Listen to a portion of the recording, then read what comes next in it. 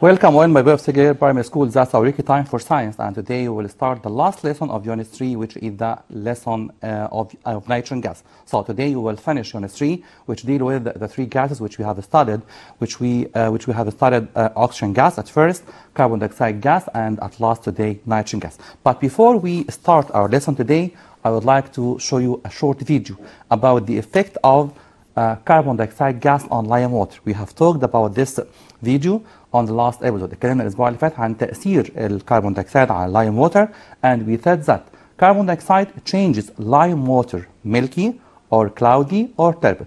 Why or give reason? Because carbon dioxide forms بيكون مادة هنسميها calcium carbonate, which is insoluble in water or in lime water. عشان كده بيكون مادة ما بتدوبش في المية، عشان كده بيعكر اللايم ووتر. Again, give reason. Let me write the question at first, and then we'll show you the short video about what is the effect of carbon dioxide on lime water. So the question says that, give reason. Carbon dioxide changes lime water milky or between brackets cloudy or turbid. They are the same meaning. يبقى كلمة milky أو cloudy أو turbid بنفس المعنى، كلهم معناهم متعكر. ليه الكربون دايوكسيد بيعكر اللايم ووتر؟ So the answer would be simply because carbon dioxide forms لأنه بيكون forms calcium carbonate which is what? Which is insoluble in water. هي مادة ما بتدوبش في المية، عشان كده هنسميها أو هيحصل عملية turbidity أو cloudy أو milky، عشان كده هتعكر اللime water. So again, the lime water becomes turbid or cloudy or murky due to the passage of carbon dioxide through it. Why or give reason? Because carbon dioxide forms calcium carbonate which is insoluble in water. And I will remind you, بفكركم تاني، calcium carbonate هي نفس المادة اللي حضرنا منها الكربون دايوكسيد. Because we add hydrochloric acid or any acid available at home، أي acid في البيت such as vinegar، حتى الخل ممكن أضيفه للكالسيوم كربونات هيكون الكربون دايوكسيد. لكن الكربون دايوكسيد نفسه بيعمل مادة اسمها calcium carbonate داخل اللايم ووتر، وده اللي بيعكر اللايم ووتر. So now let's see a short video about the effect of carbon dioxide on lime water. So now let's start the video. Look here, there's a girl that holding a flask of lime water, and in this flask of lime water the girl blows air بتنفخ هواء, and we know that the air coming outside from the man contains more carbon dioxide. What happened to lime water? It changes milky or cloudy or turbid. Why or give reason? Because calcium carbonate forms, or because calcium carbonate is formed inside lime water due to the passage of carbon dioxide through it. بنشوف كويس قوي ان اللايم ووتر بتعكر, and by time it gets milky more and more, تعكر اكتر واكتر. Why or give reason? Because carbon dioxide forms a very important substance, مادة مهمة قوي بنسميها calcium carbonate. calcium carbonate ما بتدوبش في المية، عشان كده هتخلي اللايم ووتر turbid او cloudy. هنا ده رمزها الكيميائي يمكن ما خدناهوش قبل كده، CaCO3 يعني calcium carbonate. Okay? Again, calcium carbonate changes milky or cloudy or turbid. Why or give reason? Because carbon dioxide forms بيكون مادة اسمها calcium carbonate which is insoluble in water. So now we have studied that lime water can be detected or can be used to detect the passage of carbon dioxide. ممكن استخدمها عشان اكشف عن الكربون دايوكسيد لانها بتتعكر بوجود الكربون دايوكسيد. So again, we can use lime water to detect carbon dioxide or to test for the presence of carbon dioxide because it changes milky or cloudy or turbid due to the formation of calcium carbonate through lime water. So now let's start our lesson today about nitrogen gas. But after that, look here, before and after the experiment. Look here, before the experiment, the lime water will be very clear, رايقة جدا مش متعكرة, very clear. But after the experiment, the lime water becomes turbid. Why?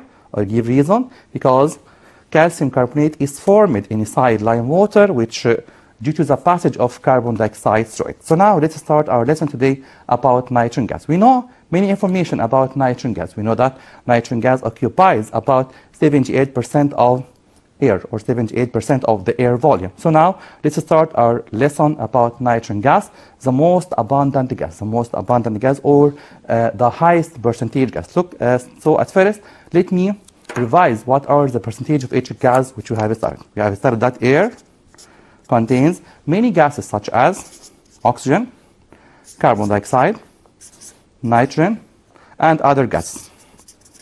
Okay?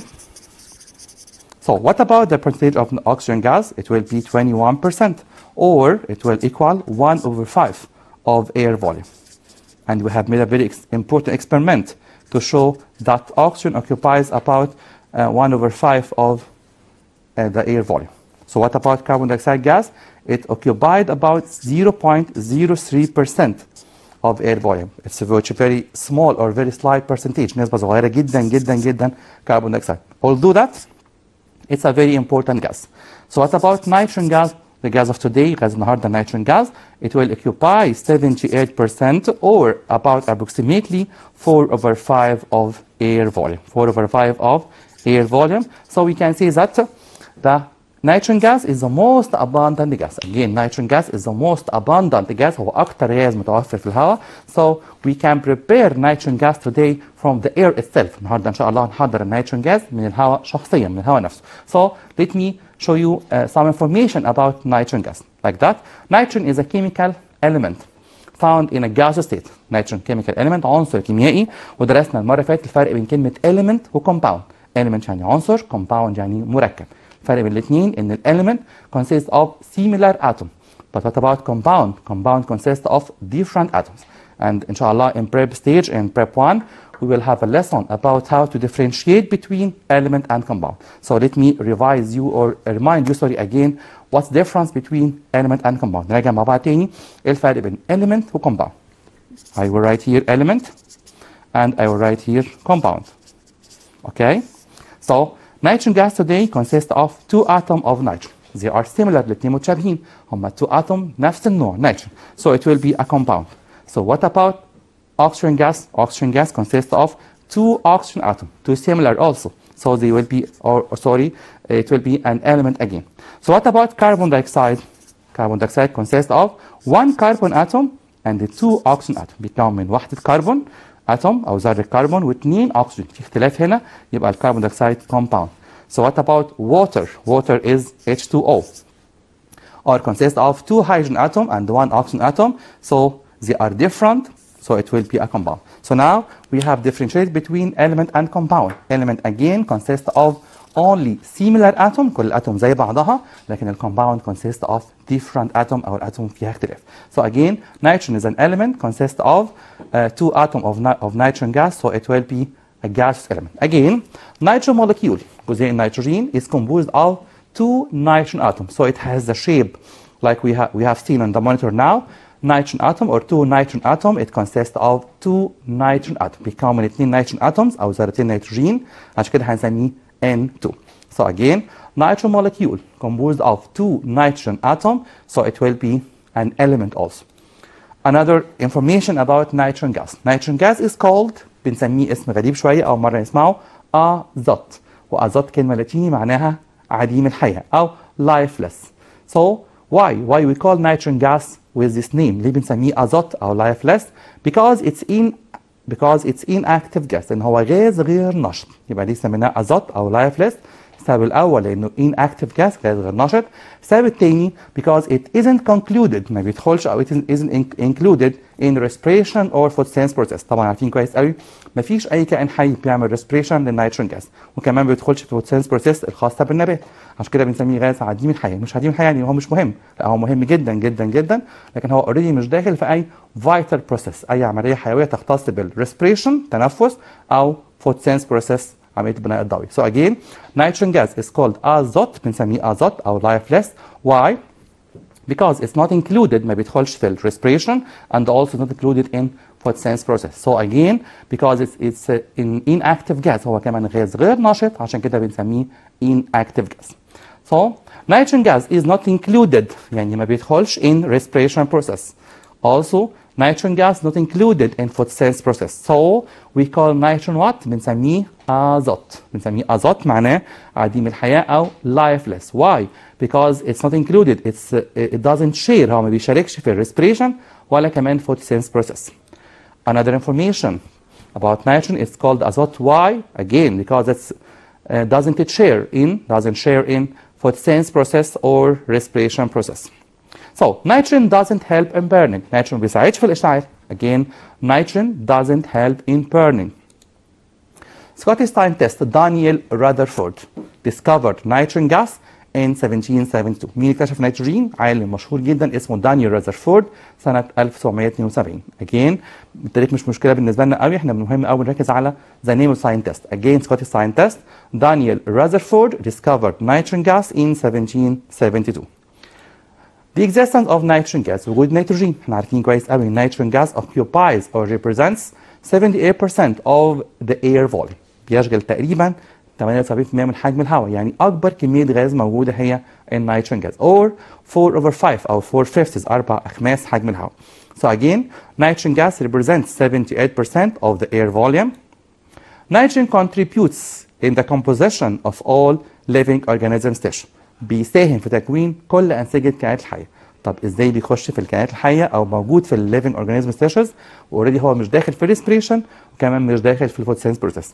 Let me explain this point in details please. احنا عارفين كويس قوي او قلنا ان النيتروجين جاز مالوش علاقة بالريسبريشن، مالوش علاقة بالفوتوسينثيسيس بروسيس. طب ازاي وصل للتيشوز بتاع جسمنا؟ We know that legumes او البقوليات such as bean or soya bean or clover or peas بسلة او الفول او اي بقوليات contains nitrogen gas. Let me draw some plant of this. They are legumes. legume اتفقنا ان هي البقوليات such as bean. Okay. It's a plant contains two parts which are root system المجموع الجذري او الجذر and also the shoot system which is the leaves and fruits. So in the root system there are nodular bacteria. يعني على النباتات دي بالذات هي تقريبا بس عندها الخاصية دي، بلاقي حاجة اسمها nodular bacteria. يعني بكتيريا عقدية موجودة فين؟ على roots of legumes يعني جذور البقوليات بس زي beans أو صويا بين أو clover، حتى كمان البرسيم بيعتبروا كمان بقوليات. Okay, so this bacteria help the plant to make protein. ازاي بيعمل بروتين؟ عن طريق البكتيريا. هي بتعمل فيكس نيتروجين يعني بتاخد نيتروجين من الاير او من السايل وتديه البلانت يعمل بيه بروتين وبالتالي البلانت يديها فود. يبقى هنا حصل عمليه خدناها في برايمري 5 اعتقد كلكم فاكرينها كويس قوي، سميناها ميوتشواليزم يعني تبادل المنفعه. يبقى في ريليشن، في علاقه مهمه قوي بين البين بلانت او اي ليجومز اي نبات بقولي والبكتيريا اللي هنسميها نودولار بكتيريا. ايه العلاقه ديت؟ ان كانها كده فيدني وفيدك، يعني انا هاخد منك نيتروجين عشان اعمل بيه بروتين وهديكي فود عشان انت محتاجه فود. يبقى الريليشن ما بين البكتيريا والبين بلانت ريليشن مهمه جدا سميناها mutualism. So by the help of nodular bacteria the plant can make protein. البلانت يقدر يعمل بروتين to feed all the plant and also feed the bacteria itself عشان كمان يغذي البكتيريا نفسها. يبقى ازاي وصلنا للنيتروجين داخل اجسامنا؟ هو اوريدي موجود جوه كل بروتين اللي احنا بناكلها. اي بروتين which we eat, any protein which we eat contains nitrogen gas in the form of a compound موجوده في شكل compound داخل فيه nitrogen gas. Again the bacteria or the other bacteria help the plant to make the protein. So nitrogen contributes in the composition of all living organisms tissues. How? Nitrogen is the main component of in all proteins. هو المركب الرئيسي أو المكون الرئيسي لكل البروتينات which is important for building up living organisms bodies. وده مهم جدا لبناء أجسام الكائنات الحية. طب إزاي بنحصل على البروتين؟ عن طريق أي legumes أي نباتات بقولية أو أي meat أو أي dairy products منتجات ألبان. So they contain protein and also they contain nitrogen gas. So legumes such as clover البرسيم, peas البسلة and soya bean فول الصويا produce proteins from what? From atmospheric air by the help of nodular bacteria. هم بينتجوا بروتين عن طريق البكتيريا العقدية اللي already موجودة in the plant or in the legumes roots موجودة في جذور النباتات. So again legumes such as clover, peas and soya beans produce protein from atmospheric air by the help of nodular bacteria that lives in the legumes roots. يبقى مهم قوي اعرف دور البكتيريا هنا. دي بكتيريا مفيدة جدا جدا بنسميها nodular bacteria او بكتيريا عقدية. So there's a picture of nodule bacteria in the root. Look here, there are nodules. في هنا عقد كتيرة قوي. العقد أو الكور ديت هنسميها nodule bacteria that are found in the legumes of in the roots of the legumes such as clover, bean, soya bean, peas, and so on. They help in the formation of protein by the help of nitrogen gas. هي بتساعد تكوين البروتين عن طريق مساعدة أو عن طريق تثبيت النيتروجين gas. هي بتمتص النيتروجين gas from air or from the soil, so it will give it to the plant to make protein, to make again protein. So during lightning موضوع تاني خالص بقى. During lightning أثناء البرق nitrogen oxides are formed. بيكون nitrogen oxide. Why or give reason? Because atmosphere that contain oxygen and nitrogen they react with each other and form nitrogen oxide. So is this gas dangerous? الجاز ده خطر أو مؤذي للناس أو مؤذي للبيئة? Sure, it will be dangerous and very very harmful. هو غاز خطر جدا that reaches the soil with the rainwater. بيوصل السويل أو التربة الزراعية عن طريق ماء الأمطار وده بيسبب acid rain أو الأمطار الحامضية. So again, during lightning أثناء البرق please don't stand in the balcony, don't stand in the street. لازم كويس قوي اخد ساتر أو have a shelter تدخل البيت فورا لان اثناء اللايتنج بيتكون نيتروجين اوكسيد وده غاز خطر جدا جدا جدا او كومباوند خطر جدا جدا جدا ممكن يعمل inflammation of the skin, inflammation of the hair, inflammation of the eye, التهاب في العين, التهاب في الجلد او التهاب في الشعر and so may disease such as it causes او بيسبب acid rain امطار حمضيه that may affect ممكن تاثر على fish, ممكن تاثر على agriculture, الزراعه or any plant in the environment. So again, nitrogen oxide is a very dangerous gas or a very harmful gas هو غاز خطر جدا that is formed during lightning بيتكون بس أثناء البرق by the reaction between oxygen gas and nitrogen gas. And now again oxygen gas react with nitrogen gas during lightning only in the presence of lightning to produce nitrogen oxide. So again oxygen react with nitrogen in the presence of lightning to produce nitrogen oxide. So now we have an equation. This equation is very common. Equation مشهورة جدا أو famous جدا. Nitrogen plus oxygen gives what? Nitrogen oxide. طب لو استبدلنا النيتروجين with for example iron. Iron plus oxygen it will give iron oxide. Aluminum plus oxygen it will give aluminum oxide. Copper plus oxygen it will give copper oxide. اتفقنا قبل كده لما أخذنا درس الأكسجين إن أي element or most element react with oxygen and form oxide. بيتفاعلوا مع الأكسجين يكونوا حاجة اسمها oxide element out. For example, iron plus oxygen it will give iron oxide. Aluminum plus oxygen it will give aluminum oxide. For example, here nitrogen plus oxygen only during lightning ده بس أثناء البرق في حالة كده special case it will give nitrogen oxide. So now how to prepare nitrogen gas. ده يبقى نحضر nitrogen gas. We know nitrogen gas or atmospheric air is the main source of nitrogen on the Earth's surface. It will give us about 78% of air volume. So, how to prepare nitrogen gas of the lab? I think the most intelligent preparation of gases this year أكتر غاز فيه كمية ذكاء في تحضيره السنة دي إن شاء الله هو nitrogen gas. So, how to prepare nitrogen gas? We will prepare nitrogen gas easily from the air. هنحضر nitrogen gas من الهواء شخصيا. إزاي? We know the air contains many gases such as the most important gases which are oxygen, carbon dioxide and at last nitrogen. So if I remove oxygen gas لو أنا شلت من الأكسجين gas and also carbon dioxide gas I will have at last هيكون عندي في النهاية خالص nitrogen gas. So here let me explain how to prepare nitrogen gas from air.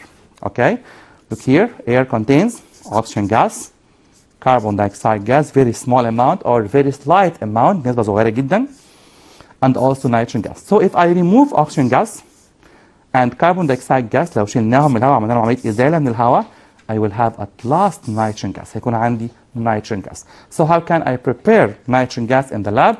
That's our experiment today. طب ليها رسمة مهمة جدا نحاول نسمع مع بعض. قلنا أكتر مرة أنت you are wanted to draw but you are want only to label the diagram. أنت مطلوب منك بس تكتب الليبل للدياجرام لكن ممكن جدا أتعلم الرسم عشان أعرف الليبل أحسن وأكتر. Look here, I have a jar. Okay, this jar is empty. نرسم مع بعض. This jar is empty. يعني هي jar empty فاضية يعني فيها air. Okay, and I will use a tap of water. يعني حنفية مية. A tap of water. Why? Because when water goes to the bottom of the jar, what happened to the air? Air goes outside. air هيخرج بره. At the first stage في أول مرحلة للهواء ده أنا عايز أعمل remove للكربون dioxide. I will pass pass this air on a very important material which is called sodium hydroxide. يعني هعدي الهواء ده على مادة اسمها sodium hydroxide. Why? Because sodium hydroxide is known by that. هي معروفة انها absorb carbon dioxide. So here there is a very important substance. مادة مهمة قوي هنسميها sodium hydroxide. وكمان ممكن مادة تانية اختها تماما يعني similar to it exactly which is potassium hydroxide. So what happened to here? I removed carbon dioxide. Okay? So what is the rest of the gases? They are oxygen gas and nitrogen gas. So I want now to remove oxygen gas from the air. ازاي اشيل الاكسجين جاز من الاير؟ by the hot copper. سألنا كده علماء الكيمستري ازاي نشيل الاكسجين جاز. which substance مين المادة اللي بتعمل absorb للاكسجين جاز؟ hot copper. I will put here copper and an oven or a heater موقد أو سخان to be very hot. When air passes in hot copper it will remove what? Remove oxygen gas. So what is the rest of gases? Surely it will be the nitrogen gas. So how can I collect nitrogen gas? ده يا جماعة nitrogen gas. Nitrogen gas is collected by the same way of oxygen gas. Nitrogen gas بيتجمع بنفس الطريقة اللي بيجمع بيها oxygen gas. How? By down displacement of water. Look here, I will have a basin of water, and also an inverted test tube. What happened here?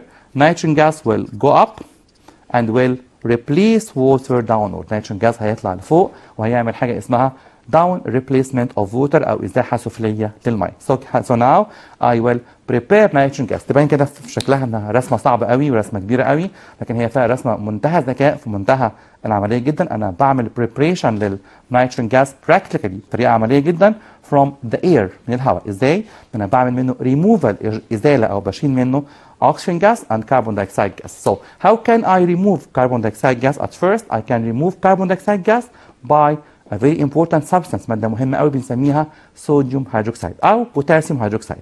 طب إزاي أشيل الأكسجين جاز أو إزاي أعمل removal للأكسجين جاز؟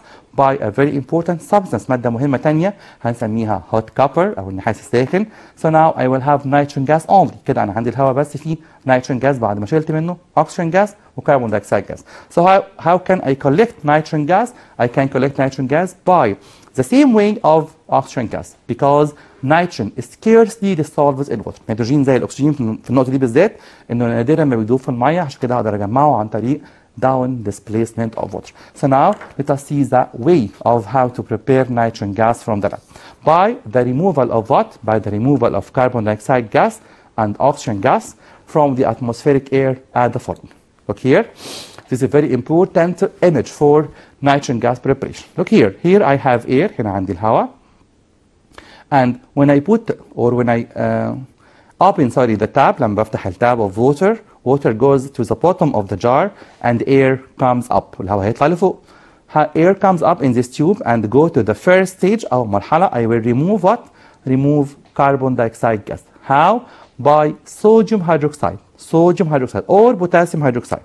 So what after that? I will remove oxygen gas in this tube عن طريق التيوب ديت اللي already هي horizontal أفقية.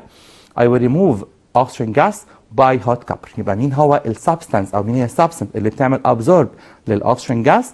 hot copper. مين هي السبستانس اللي بتعمل absorb للكربون دايوكسيد جاز؟ concentrated potassium hydroxide أو concentrated يعني معناها مركز sodium hydroxide. They are the same use. هو نفس الاستخدام تقريبا. So how can I collect nitrogen gas يا جماعة؟ By downward displacement of water such as what happened in oxygen gas. زي بالظبط ما حصل في الأكسجين بقدر أجمع النيتروجين gas عن طريق downward displacement of water إزاحة سفلية للماء. So now I will have nitrogen gas in this tube after all the water goes down or goes to the bottom of the basin of water. So now we have prepared nitrogen gas by a very intelligent and practical way at the same time. هي طريقة عملية جدا وذكيه جدا في نفس الوقت وموفره جدا جدا جدا عن اكتر من طرق ثانيه كتير قوي. في اكتر من طريقه بحضر بيها نيتروجين جاز لكن هي اوريدي مش in our syllabus this year، مش في منهجنا. احنا في منهجنا بس ازاي نحضر نيتروجين جاز from air. How can we prepare nitrogen gas from air?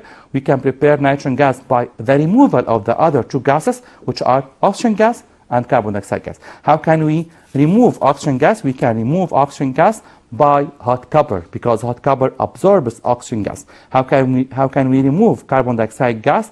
By using one of two substances. واحدة من مادتين، واحدة ممكن نسميها concentrated sodium hydroxide أو concentrated potassium hydroxide. So now we'll have nitrogen gas. How can we collect nitrogen gas? We can collect nitrogen gas by the down displacement of water, such as what happened in the preparation of oxygen gas. So now we have prepared nitrogen gas by a very intelligent and practical way at the same time. Please, you must study hard, study well the drawing of nitrogen gas because it may become, or it may come in the labeling the diagram. We have a very important question, سؤال مشهور جدا وسؤال مهم جدا في الامتحانات، يقول لي label the following diagram. So now let us memorize you what we have studied or what we have made to prepare nitrogen gas. The question says that set up an apparatus, open the water tap to push the air inside the first flask. عشان نخلي الاير يخش على اول first flask. اول flask هيحصل فيها ايه؟ هيحصل فيها ازاله للكربون دايوكسيد. How? Let the air passes through a solution of concentrated sodium hydroxide or potassium hydroxide. دول اي ماده منهم بتمتص الكربون دايوكسيد to absorb what? The small amount of carbon dioxide gas. So if I have a give reason question says that. سؤال مهم قوي بيقول لي نكتب مع بعض give reason question. We use نكتب مع بعض sodium hydroxide or potassium hydroxide during preparation of nitrogen gas. During preparation of nitrogen gas. دي بستخدم أي واحد من دول في تحديد nitrogen gas. Surely the answer will be simply to absorb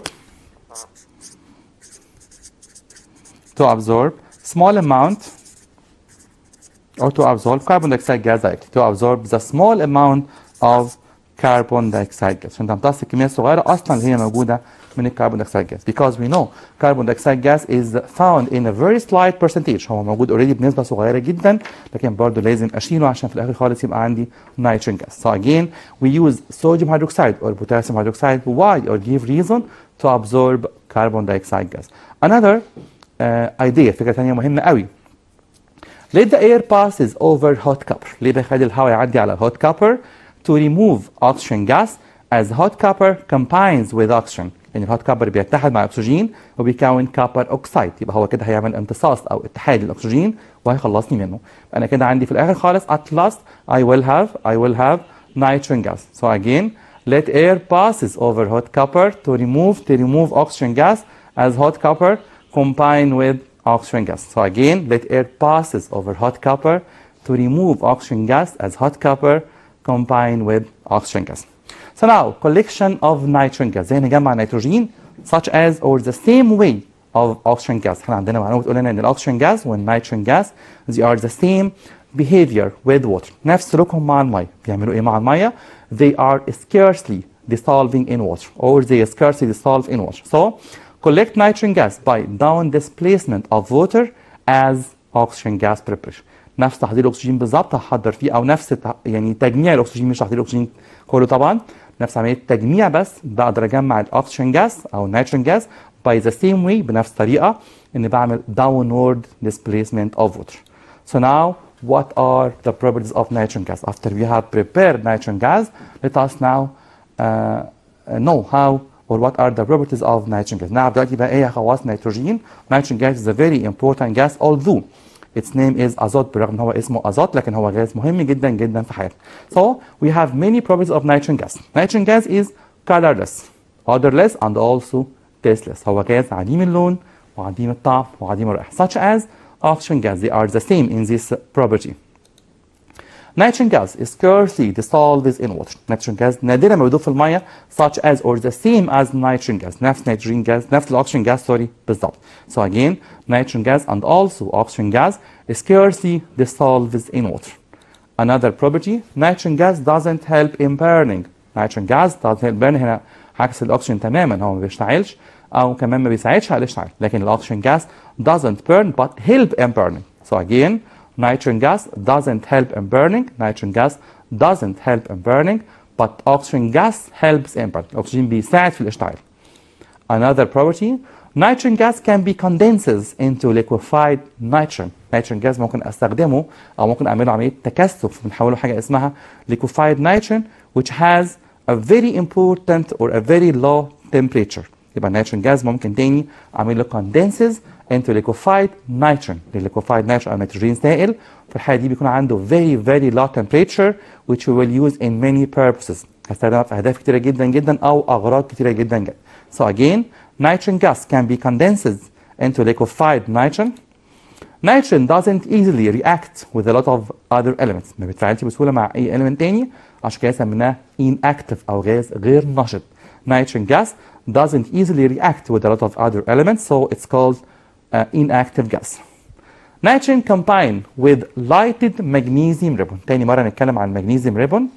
magnesium ribbon ده قلنا شريط اسمه شريط المغنيسيوم، هو عبارة عن شريط زي الصفيح لكن هو مادة تانية خالص غير الايرون اسمها magnesium. Forming a white substance بيكون مادة بيضاء لو اتحد مع النيتروجين that react with water.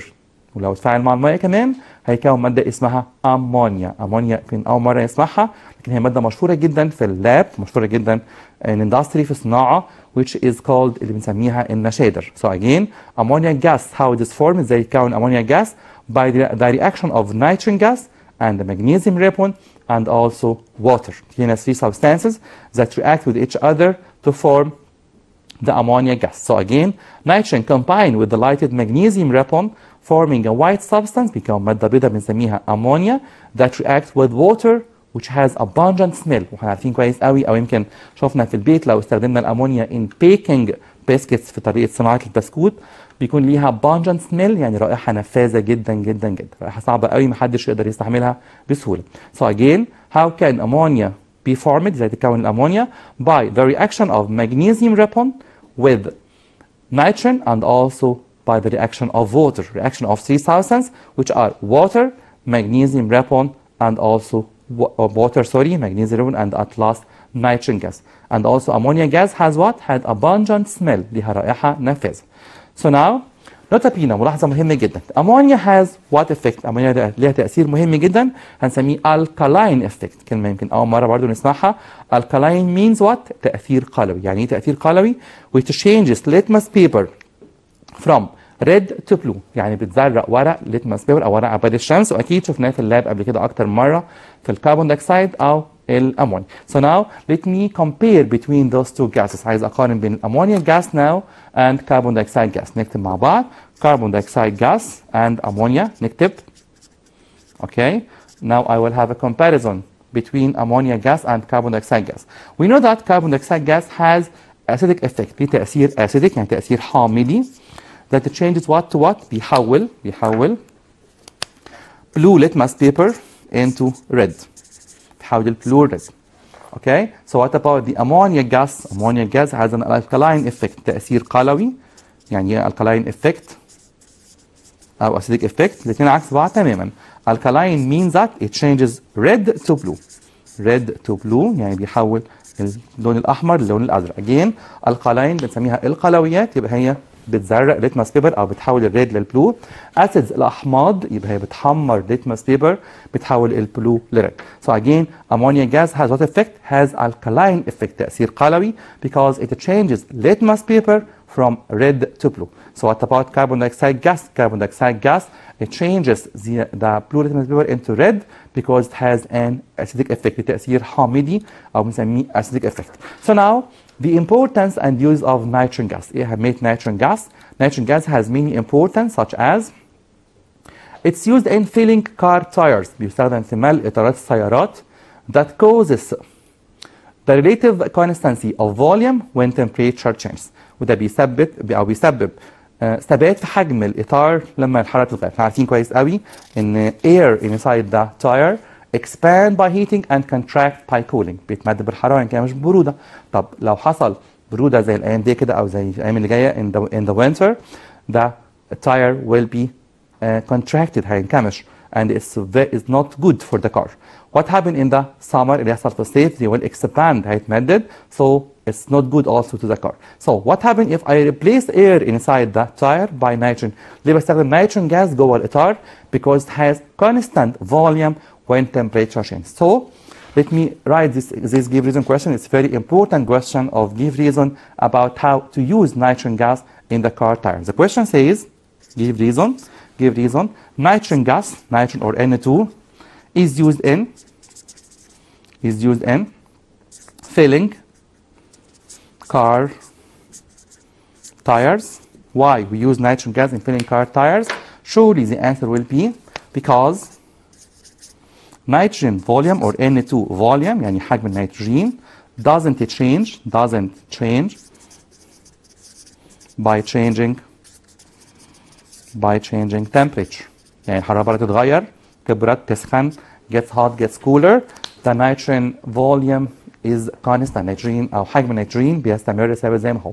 Or I can say because the volume of nitrogen gas is constant by changing temperature. الفوليوم بيستمر زي ما هو ثابت مهما تغيرت الحرارة.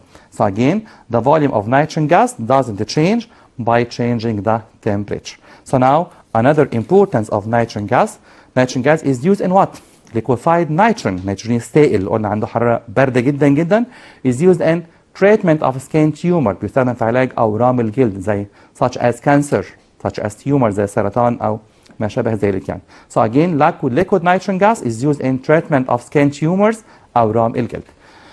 Look here, I will use nitrogen gas here now in a very funny experiment. إن شاء الله دلوقتي هنشوف فيديو مهم جدا إزاي نستخدم liquefied nitrogen gas to have a very funny experiment. إزاي نعمل بيها عملية أو تجربة مضحكة جدا جدا جدا. Okay?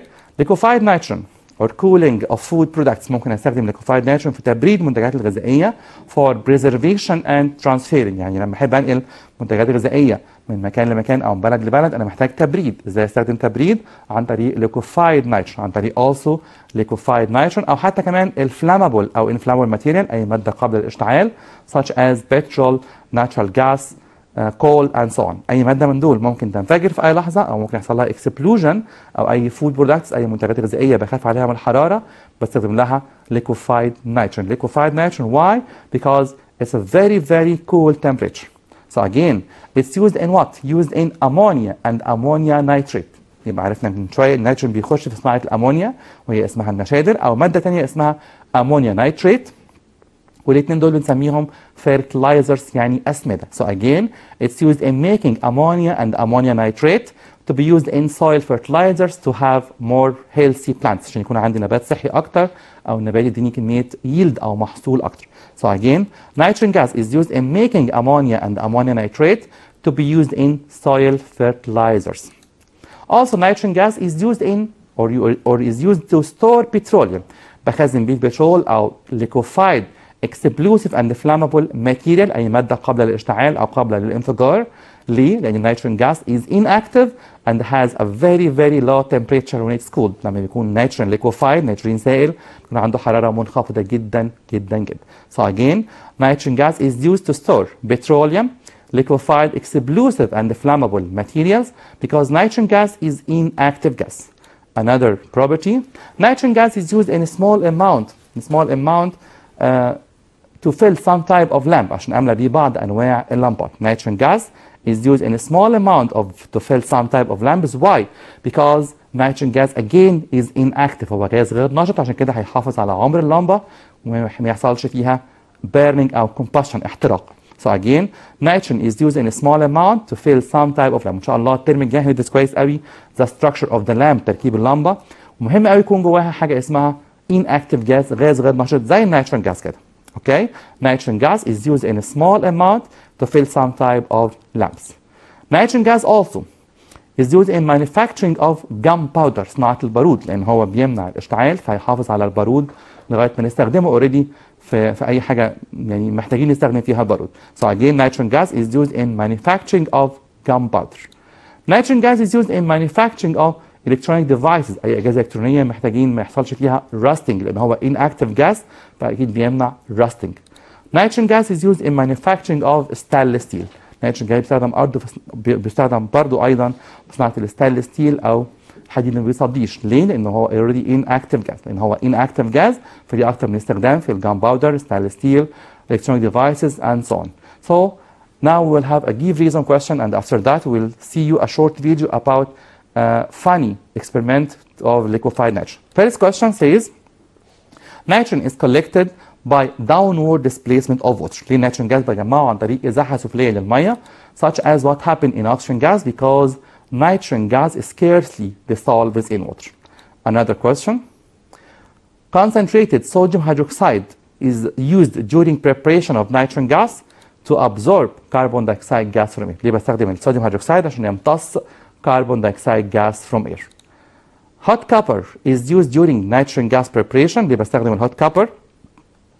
surely to absorb or remove oxygen gas from air. عشان يشيل الأكسجين gas من الهواء. So now nitrogen molecule is considered as an element. ليه بعتبر nitrogen ده element مش compound اللي هو عنصر مش مركب because nitrogen gas consists of similar atom. consists of two similar atoms بيكون من two atom متشابهين تماما هما الاثنين nitrogen gas. Also nodal bacteria that live in the legumes roots are very important for legumes plants اللي هي مهمة جدا للبلانت because nodal bacteria fix nitrogen that help the plant to produce protein. لأنها بتثبت نيتروجين عشان تساعد النبات يكون فيه بروتين. Nitrogen contributes in the composition of all living organisms tissues. النيتروجين مهم جدا لكل أنسجة الكائنات الحية because nitrogen is the main component in all proteins or in all protein substance which is important for building up living organisms tissues. تاني النيتروجين جاز مهم قوي لكل التيشوز كل انسجتنا مهم فيها النيتروجين لان هو اوريدي داخل ضمن البروتين سبستانس وهي important for building up living organisms bodies. During lightning nitrogen oxides are formed اللي بيتكون اثناء اللايتنينج او اثناء البرق nitrogen gas because nitrogen combines with oxygen to form nitrogen oxide عشان بيتكون او بيتفاعل النيتروجين مع الاكسجين وبيكون حاجه اسمها او جاز خطر جدا ودينجرس جدا وهارمفول جدا بنسميه نيتروجين اوكسيد. Atmospheric air is the main source of nitrogen on the Earth's surface because atmospheric air contains 78% of the air volume لأنه بيحتوي على تقريبا 4/5 حجم الهواء نيتروجين. So now we'll see you a short video about how to prepare, or a very funny video about the effect of liquefied nitrogen gas on a banana. Imagine that you have a nail, أنت عندك مسمار, and you want to fix this nail in a wood. عايز تثبت المسمار ده في خشب أو تدقه في الخشب.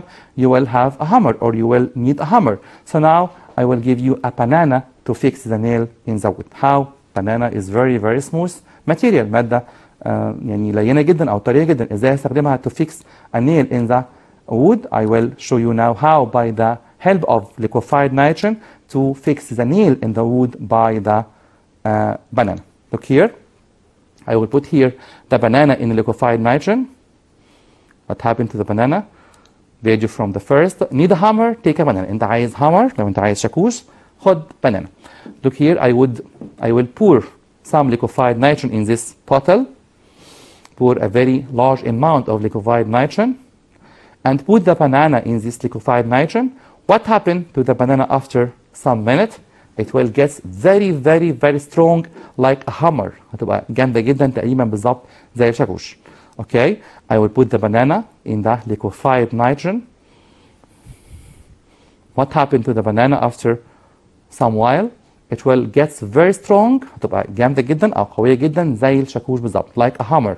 So I will use this banana hammer or hammer banana as you like to name it to fix the nail in the wooden plate.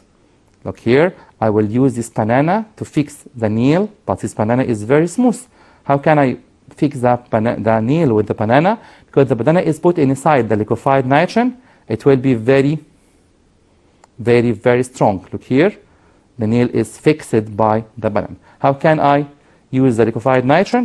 I can use the liquefied nitrogen to fix the banana or to make the banana very strong. So now I will revise what we have started today. We have started today very important and interesting lesson at the same time, which means the most intelligent gas. أنا بحب أسميه كده أكتر غاز ذكي هو غاز nitrogen gas. How can I prepare nitrogen gas? I can prepare nitrogen gas by the removal of the other two gases from the air, which are oxygen gas and carbon dioxide gas. So how can I remove carbon dioxide gas? I can remove carbon dioxide gas by one of two substances، بواحدة من مادتين، مادة ممكن نسميها صوديوم هيدروكسيد، ومادة ممكن نسميها بوتاسيوم هيدروكسيد. So I now have a complete question. The question says that complete carbon dioxide gas is removed by what? During preparation of nitrogen gas. ليه بستخدم الكربون دايوكسيد جاز او بيزال بايه الكربون دايوكسيد جاز اثناء تحضير نيتروجين؟ I can say I can remove carbon dioxide gas by concentrated، دي معناها مركز، هي مش اسم الماده، معناها ان هي ماده مركزه، ممكن ما اكتبهاش. concentrated sodium hydroxide، sodium hydroxide or concentrated potassium hydroxide، ممكن كمان برضو اكتب potassium hydroxide. They are the same use، هم الاثنين دول نفس الاستخدام because each one of them can absorb carbon dioxide gas from air to prepare nitrogen gas. Also another question, the question says complete، برضو سؤال تاني بيقول لي complete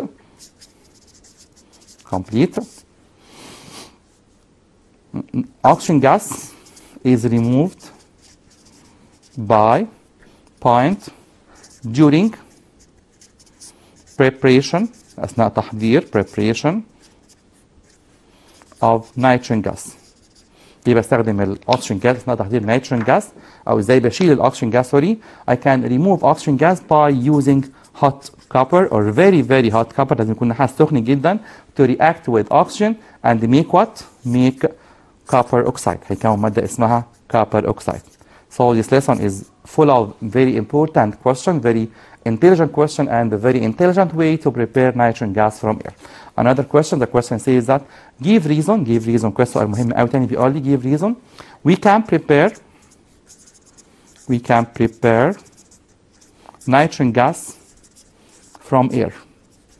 ليه بحضر nitrogen gas from air؟ مش معنى الهواء يعني بالذات because nitrogen gas occupies يعني بيشغل occupies about 78% of air volume، بيشغل تقريبا 4 تخماس او 78% من حجم الهواء، طبعا كميه كبيره جدا. عشان كده احسن مكان او احسن سورس، احسن مصدر للنيتروجين جاز هو الاير شخصيا. So again give reason we can prepare nitrogen gas from air because air contains 78% of it nitrogen gas. Another question, the question says that give reason question سؤال مهم قوي about why we use nitrogen gas in filling car tire. اللي بنشوف الايام ديت محلات بتملى كاوتش العربيه بالنيتروجين جاز، مش الهواء، مش الميكشر اوف جاسز، نيتروجين جاز بيور. النيتروجين جاز عنده خاصيه مهمه قوي بنقول عليه النيتروجين جاز has constant volume when temperature changes، لما الحراره تتغير حجمه يفضل ثابت زي ما هو ما بيتغيرش. So the question says that we use nitrogen gas in filling car tires. ليه بستخدم النيتروجين جاز in filling car tires because nitrogen gas has constant volume يعني عنده حجم ثابت constant volume when temperature changes، يعني الجو بره gets hotter، هو ما بيتغيرش في حجمه، تقريبا بيبقى عنده كده constant volume، حجم ثابت الى حد كبير جدا. عشان كده بقدر استخدم nitrogen gas in filling car tire because it keeps its volume and doesn't contract by cooling and doesn't expand by heating, so its volume remains stable. Another question, the question says that give reason liquefied nitrogen give reason also. Liquefied nitrogen is used in storing food products. دي بستخدم النيتروجين جاز في صناعة أو في حفظ الأغذية because nitrogen gas or because liquefied nitrogen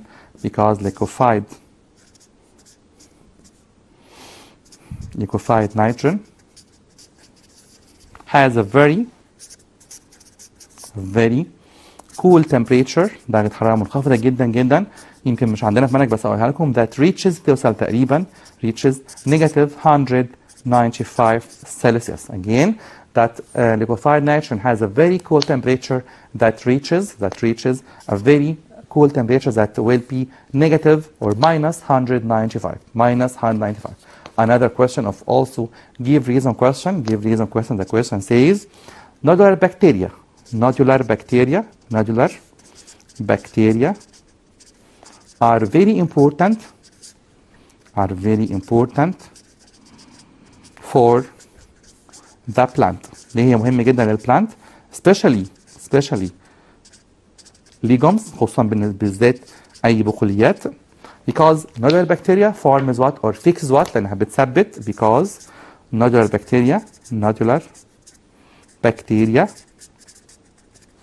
fixes يعني بتثبت nitrogen gas to the plant يعني كأنها بتاخده كده من السويل أو من الاير تدي للبلانت to the plant to form عشان يكون بيه protein to form a protein and take food تاخد هي شخصيا بقى هي كده منه تاخد الفود الخاص بيها from it. So again nodular bacteria is very important for the plant. Give reason especially the legumes plant because nodular bacteria fix nitrogen gas from air to give it to the plant to form a protein and also it will have its food from the plant. So today you have started the last gas which is nitrogen gas. It's a very important gas. It's a very intelligent way to prepare it and it has many properties. Now let me summarize what are the properties of nitrogen gas. درسنا النهارده اكتر من خاصيه nitrogen gas نلخصهم مع بعض. Nitrogen gas properties. Nitrogen gas properties. Number one, nitrogen gas is colorless, odorless, tasteless. Number one, nitrogen gas colorless, odorless, and also tasteless. That's the first property. Number two, nitrogen scarcely dissolved in water, scarcely like the oxygen gas, scarcely dissolves in water. نادرا ما بيدوب في الميه مش بيحب الميه خالص زي الاكسجين gas بالظبط. Number three, nitrogen gas used in ammonia and ammonia nitrate بيستخدم في صناعات كتير جدا منها الامونيا and ammonia nitrate. Okay. And number four, nitrogen gas doesn't burn ما بيساعدش في الاشتعال doesn't burn and doesn't help in burning. Doesn't help in burning. So now at last I will have a very important give reason. Give reason why we call nitrogen gas with the name azote. ليه بنسمي النيتروجين gas اسم غريب قوي سميناه azote. Give reason question. The question says that give reason nitrogen gas is called azote. ليه بنسميه azote؟ هي اصلا كلمه لاتيني مشتقه من مقطعين بمعنى لا وزوت يعني حياه يعني عديم الحياه. ليه بنسميه azote or lifeless gas او معناها كده lifeless gas because what? Because nitrogen gas isn't included يعني ما بيدخلش خالص او ما بيتضمنش isn't included in respiration process ما بيدخلش في respiration or photosynthesis process. يبقى هو هنا يقصد بيه عديم الحياه ان هو مهم جدا بس يقصد بيه ان هو ما دخلش في اي عمليه حيويه داخل النبات او الانسان photosynthesis processes. So again, give reason nitrogen gas is called lifeless أو ليه بنسميه azote because nitrogen gas is not included or doesn't share ما بيشاركش في respiration